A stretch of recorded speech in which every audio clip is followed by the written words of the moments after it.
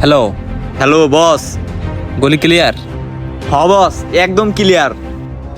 এই পাশে সব কিস্তি উঠানো শেষ, এবার খালি নজরুল ভাইটাই বাকি। ব্যাপার স্যাপার কি, হ্যাঁ 6 মাস ধরে কিস্তি দেয় না। হ্যালো বস, কিস্তিওয়ালা তো গলির দিকে ঢুকতাছে।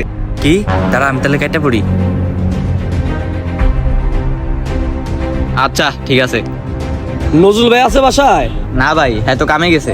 কি কন মিয়া, একদিনও কি নজরুল বাসায় থাকে না? 6 মাস ধরে কিস্তি দেয় না, দেখি হয় বাসায় আছে নাকি। ইসিরে, আজকে মনে হয় কোটটা খেয়ে গেলাম।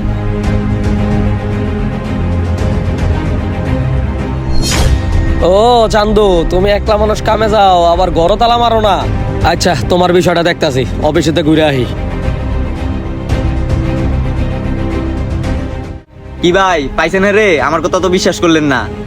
ও তাহলে এই ব্যাপার। আচ্ছা, একটু পর আইতাছি। 6 মাস ধরে কিস্তি দেও না চান্দু, টোপ না দিলে তুমি কিস্তি দিবা না। দাঁড়াও দেখতাছি।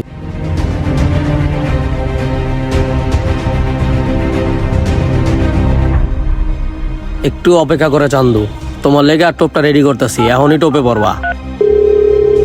হ্যালো স্যার, নজরুলের যে লটারিটা ছিল, নজরুল তো বাসায় নাই, কি করুম এখন? কার কাছে যে টাকাটা দিমু? ভাই আমি তো আছি, ঘুমাইছিলাম। আর লটারি নিয়ে কি জানি বলতেছিলেন? হ্যাঁ ভাই, লটারি তো ছিল, আজকের কিস্তিটা পরিশোধ করলেই পাইতেন 2 লাখ টাকা। কি কোন ভাই, 2 লাখ টাকা? আপনি একটা মিনিট দাঁড়ান, আমি আসতেছি। এই তো চান্দু, তুমি এবার টোপে পড়ে গেছো। এই যে লন ভাই, এটার ভিতরে টাকা আছে।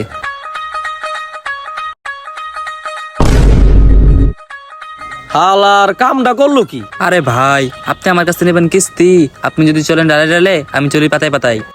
এরকম মানুষের কিস্তি দিয়া নিজের পায়ে নিজের কোড়াল মারলাম।